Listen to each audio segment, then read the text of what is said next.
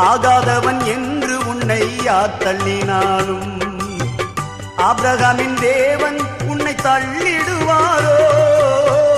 ஆகாதவன் என்று உன்னை யார் தள்ளினாலும் ஆபிரகாமின் தேவன் உன்னை தள்ளிடுவாரோ?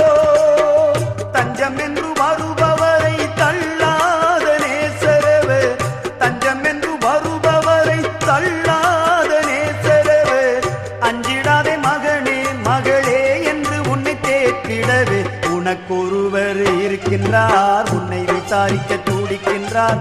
உன்னையும் என்னையும் இயேசு நேசிக்கிறார், உன்னை உள்ள கைகளில் வரைந்திருக்கிறார்.